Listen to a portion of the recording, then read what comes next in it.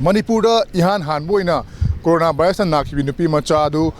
aninak suboina ngarang mahaki COVID-19 gi test tawda negative fange haina ngarang miyam da impact news na parom jagraba matungda ngasi asi mahaki discharge tawbi wafam khanagani haina thamjaki ba dugi update among miyam da pizage Maruina Health Directorate ki official singamadi Jenims ki authority sing yauna ngasi khana batungda nupi masa adugi mung manungsu hojo hojingmak quarantine tawduna thamlebana maram waraga ngasi nongmunini sida mahaki imung manungsinga khana batungda mahakasi haibadi ngarang anik subona negative oikhibi COVID-19 dagi recover tawbungam lehana lauthokraba dugum laba nupi masa asigi imung manungsinga duga munna tana matungda mahakasi another 14 days nimit tara marini amaga amuk mayumda quarantine tawduna cheksina thamnabagi dugumba wafam ama laklaba yai hari hari wafam asi Director of Health Services Manipur gi Director oriba Dr. K Rajoga impact news ka phone da wari sanaba matamda khangmangam khibani Doctor ngasi se akogi ahano post we nupi masa so disaster matang khanani haibado adu modi matang kai khanan bi labage ma se kam kana disaster obu ya bage to khangjani ma na he phabda ngarmina khutak te tawrosi nimini humli dang dilen gi sena adbaina haiding adu sab sab numit si tawni haibadi adudi hainade ni humli gi matung dane ma se dum quarantine da thambira mai dum halamgedoira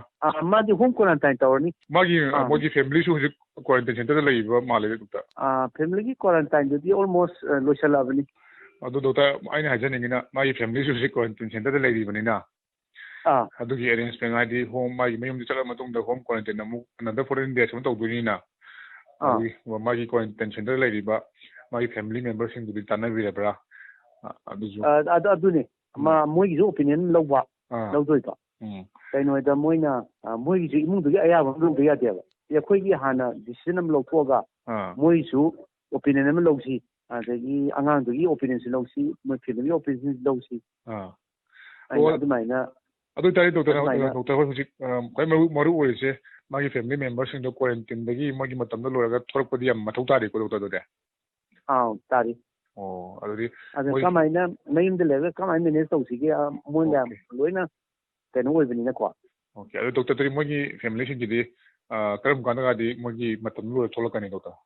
matam di 14 days di dum surabani da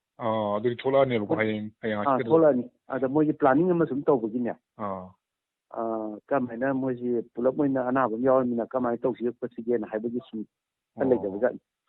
Okay. How kiba mask kun ngamari da Manipur ihan hanboina COVID-19 gi positive case ma leire haiba hek khangmaga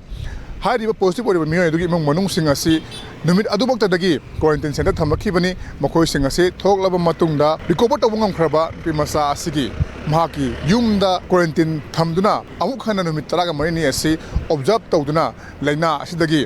fully recover tawre haibadu khangbangam nambi damakta asugum thorang asi akhoi kani haibagi pau thamlakli makata ba update sing pizage auski camera person el kabigolona parom jari ba ikite mayun premchan back news in far